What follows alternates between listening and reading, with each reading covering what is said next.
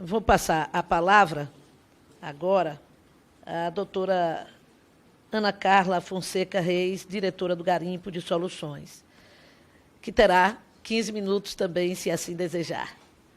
Muito obrigada. Muito obrigada, deputada. Muito obrigada pelo convite. Bom dia ainda a todos. Cláudia, que bom vê-la aqui. Márcio, ainda não conversamos, mas é bom vê-lo também. Enfim, a todos os presentes. Eu fico muito feliz com esse debate. Enfim, como boa militante, Cláudia dizia isso, né? Desde as nossas priscas eras em economia criativa, da gente conseguir ter esse diálogo e avançar, inclusive pela bela iniciativa da deputada com relação ao PL agora em curso. Como temos alunos que não necessariamente são versados nessa temática, e também como a economia criativa não tem uma visão monolítica por parte de ninguém no mundo, no Brasil, eu acho que é importante a gente contar um pouco do fio que nos traz a essa discussão. Aliás, só por coincidência, o pessoal da Eleva já sinto acolhidos porque a Eleva de São Paulo é vizinha à minha casa. Então, já sinto a presença e a boa energia de vocês, que espero que nos ajudem nessa nossa bandeira compartilhada. E a economia criativa surge no mundo, como o PL, inclusive, da deputada Alexia da Mata bem apresenta, e eu convido os alunos em especial a o lerem, surge na década de 90, em meados da década de 90, pelo impacto das tecnologias digitais, que afetaram tudo, em todos os setores, inclusive na economia. E como afetaram na economia? Vocês certamente não terão idade para isso, mas conversando com seus pais, vocês vão descobrir que, na meados da década de 90, muito do que era visto como grandes ativos da economia acabaram sendo facilmente transponíveis. Então, a gente tem o capital que começa a circular de uma forma muito mais rápida pelo mundo, tecnologia também, e no frigir dos ovos, o que se descobriu que não era tão facilmente transposto de um lugar a outro no mundo, e certamente não era copiável, era a criatividade humana.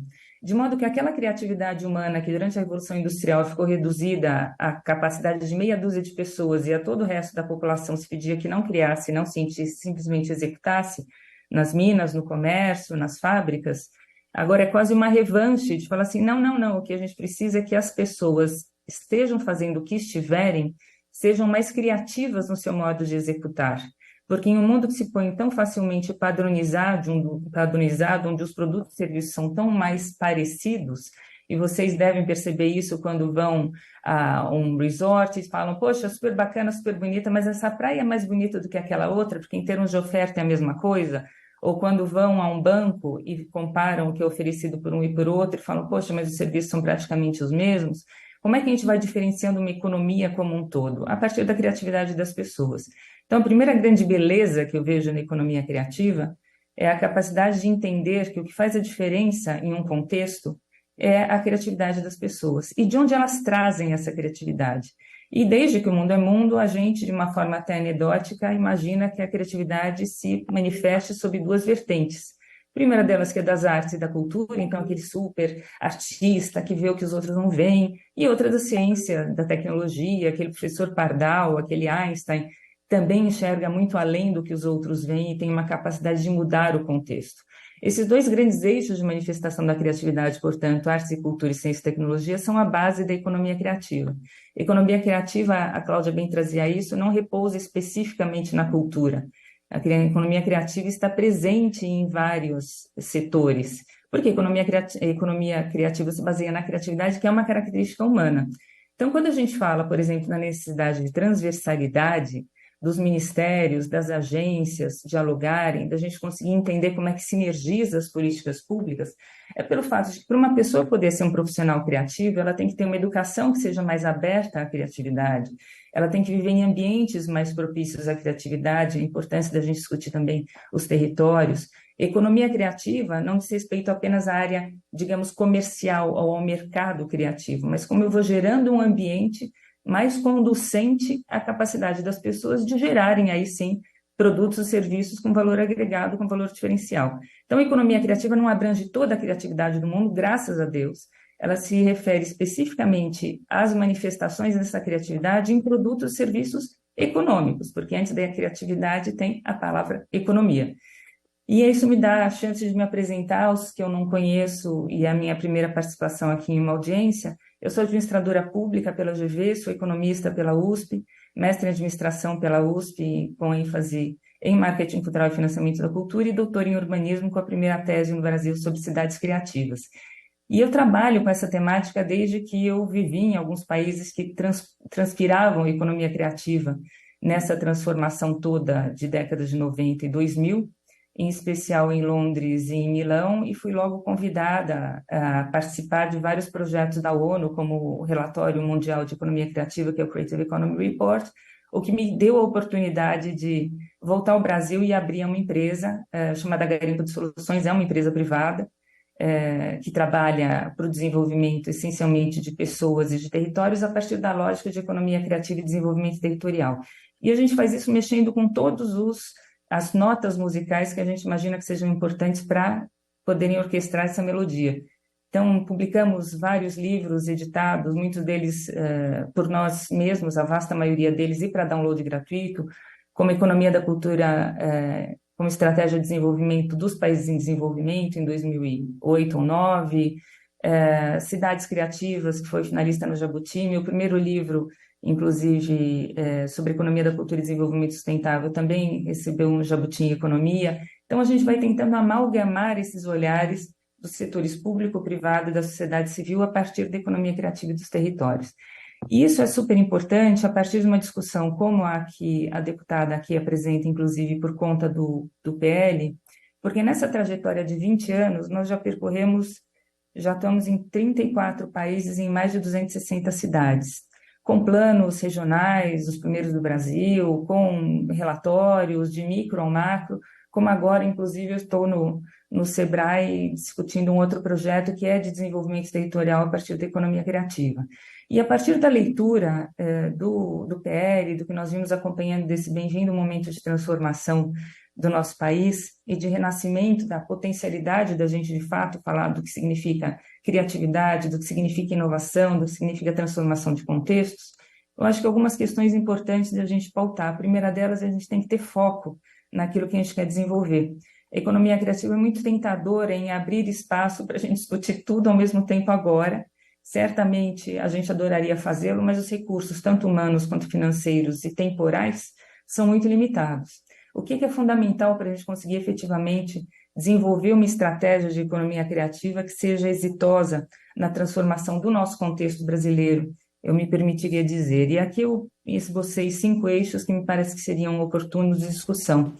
O primeiro deles é a definição conjunta de uma estratégia para a qual, de fato, possam colaborar os vários ministérios e agências públicos. E eu digo isso porque eu fico muito contente de a pauta da economia criativa voltar à baila no nosso governo federal, e eu acho que ela tem que ser compartilhada entre os vários ministérios que são fundamentais para que ela vá adiante. Certamente o Ministério da Cultura, mas também um diálogo muito íntimo com o Ministério do de Desenvolvimento Regional, de Ciência e Tecnologia, de Educação, para começar, e aí turismo, relações internacionais e afins.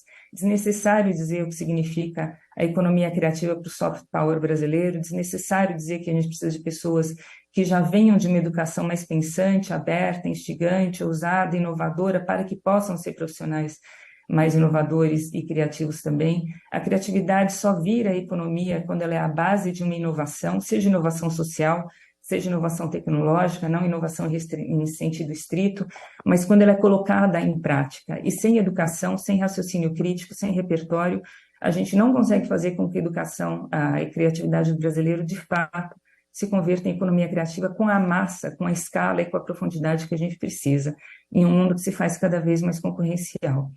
A gente também precisa ter uma articulação vital com o setor privado, para ampliar, inclusive, o potencial de inovação de recursos que são investidos em economia criativa. E eu digo isso porque, para o setor privado, a economia criativa é fundamental. Economia criativa para além das indústrias que estão na sua base, esses setores que vivem de criatividade. Aí, de novo, a gente está falando, como o próprio PL define, dos setores mais basilares, patrimoniais, identitários, das artes, da cultura, dos setores que mexem com o que seriam as mídias, o audiovisual, o editorial, as tecnologias de informação, até a biotecnologia, pesquisa e desenvolvimento, a agronomia de ponta. Aí, quando a gente fala desses setores todos, A gente está falando de setores que têm um potencial gigantesco de dinamizar os setores tradicionais da economia. E aí a gente pensa em como a moda pode agregar valor a uma indústria têxtil de confecções que vive as turras com a concorrência com outros países em cima de preço baixo. A gente está falando de como a gente consegue efetivamente trazer um valor agregado a uma agricultura que a gente sabe que é benéfica para o meio ambiente, socialmente justa. Então, para além dos setores criativos em si, a gente tem toda uma série de desdobramentos, de efeitos multiplicadores nos setores tradicionais da economia. E é disso que a economia brasileira precisa. Nós fizemos assessoria no último ano e meio pelo Conselho de Economia Criativa da Fiesp, e essa era a pauta de discussão que nós tínhamos na Fiesp. Então, como nós, nos vários comitês, podemos abraçar a economia criativa, ganhando, portanto, mais adeptos, mais pessoas que professem o que nós entendemos aqui como uma possibilidade de geração de valor agregado para o nosso país. Não é em cima de uma meia dúzia de setores que a gente consegue fazer a mudança num país, inclusive mitigando os desafios estruturais históricos. E a partir da dinamização dos setores tradicionais, a economia criativa não substitui outras economias, ela agrega valor a esses setores. E para isso ela tem que ter alguns preceitos. Então, meu terceiro ponto, feito esse da articulação entre os vários setores, as pastas públicas, as agências do governo federal, mas também a articulação, em segundo ponto, com o setor privado, é do que a gente está falando quando a gente fala de economia criativa. E ao longo desse trabalho, em mais de 260 cidades, a gente percebeu de uma forma muito clara que a economia criativa só pode ser conducente ao desenvolvimento quando ela traz em si três valores. Tradicionalmente se fala de economia criativa com base no valor agregado, no valor diferenciado, enfim, nisso que é o que a criatividade faz para diferenciar produtos e serviços. Mas num contexto como o nosso, com todas as dificuldades que nós temos de inclusão produtiva, de valorização das pessoas, de autoestima, inclusive, para que as pessoas acreditem no potencial que elas têm, só é possível falar de economia criativa como estratégia de transformação e desenvolvimento se a gente também traz o valor compartilhado. E o que é o valor compartilhado? É a justa remuneração de todos os elos da cadeia. É a justa remuneração daqueles que, de fato, estão contribuindo com a sua criatividade ao longo dessa cadeia. Basta daquela história da gente ter a distribuição como grande concentradora com o filão do que é gerado de valor dentro da cadeia. Basta da gente ter uma senhora que faz um bordado maravilhoso e aquilo é incorporado na calça de um estilista que depois vende por 50 vezes a mais e aquela senhora fica na bacia das almas com o seu bordado. Como é que a gente vai fazendo a justa distribuição disso? E para isso a gente tem um grande aliado, inclusive, que é a tecnologia digital hoje, e eu vou voltar a ela daqui a pouquinho. E para além dos valores agregado e compartilhado, a gente tem que ter valor percebido.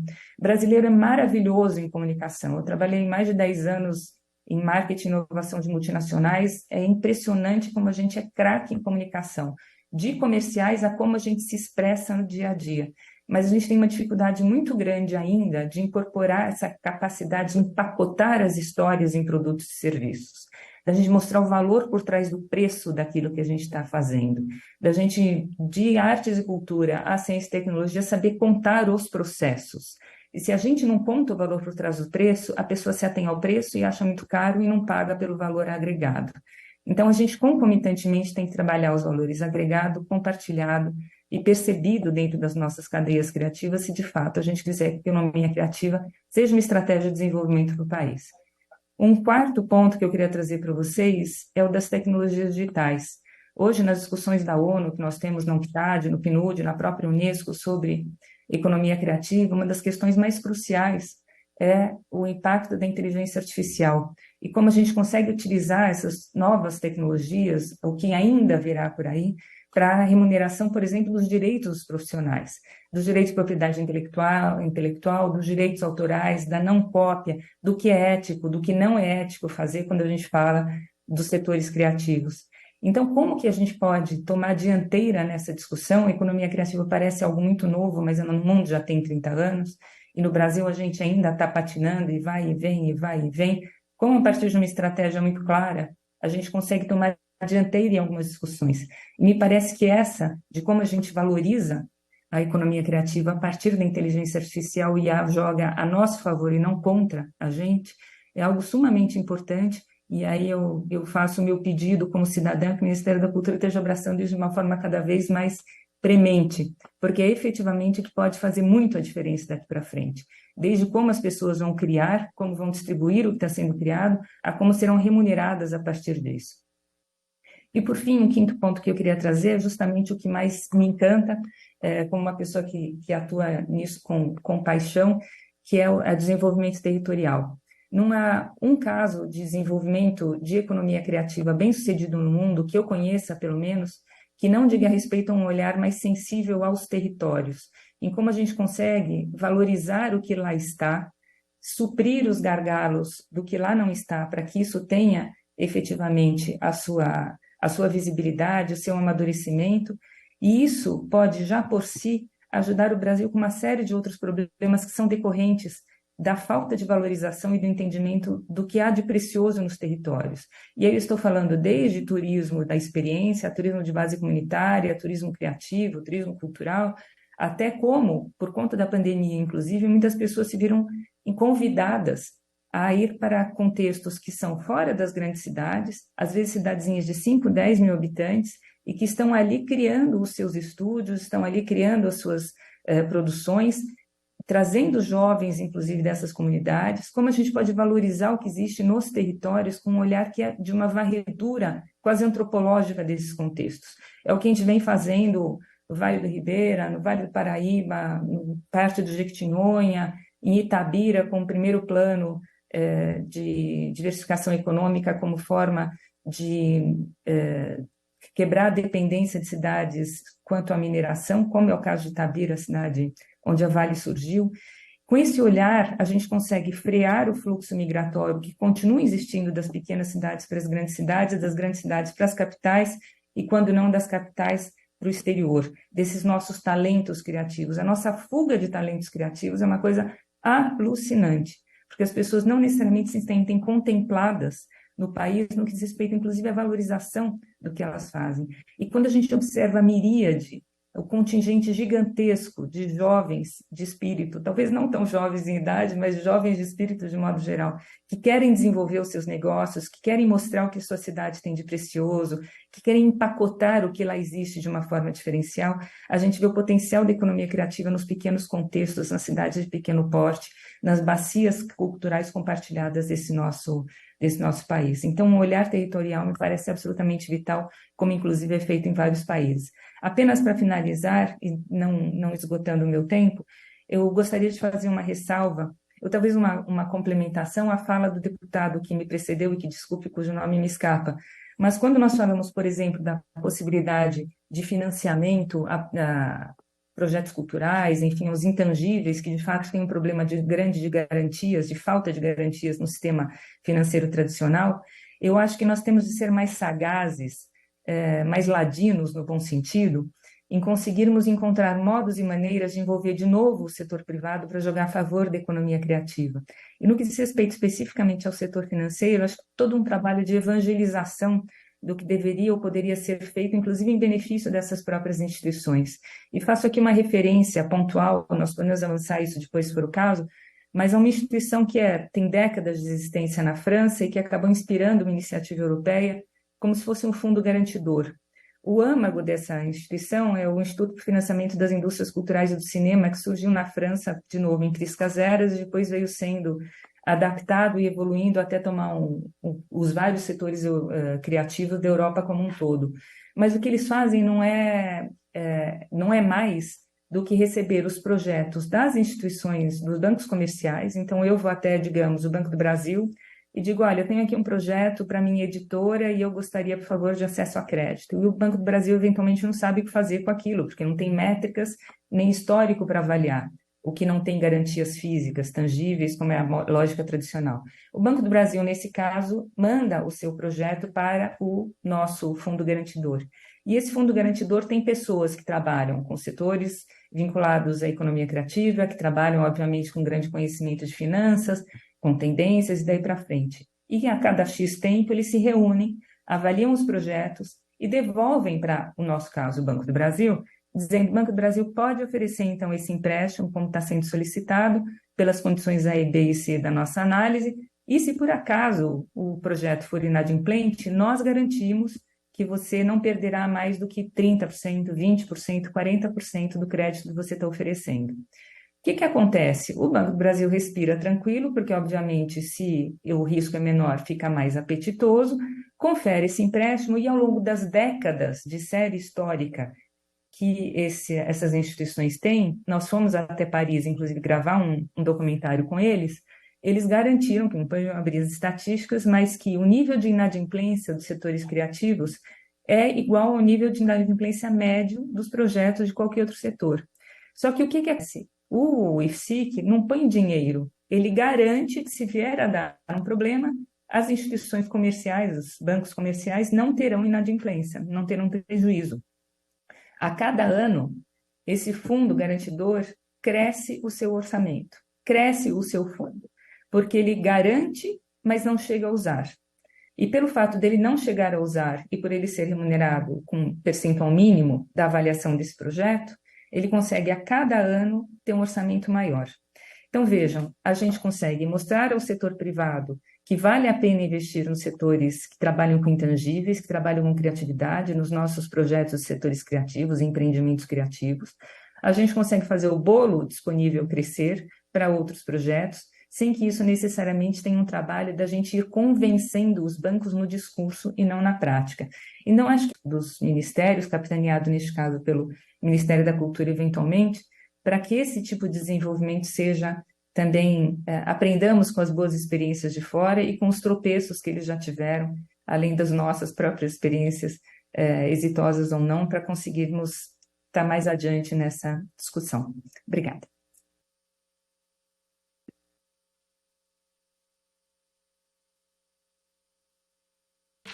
Muito obrigada por suas duas grandes contribuições das nossas debatedoras, doutora Ana Carla Fonseca e doutora Cláudia Leitão. E vamos passar a palavra agora ao senhor...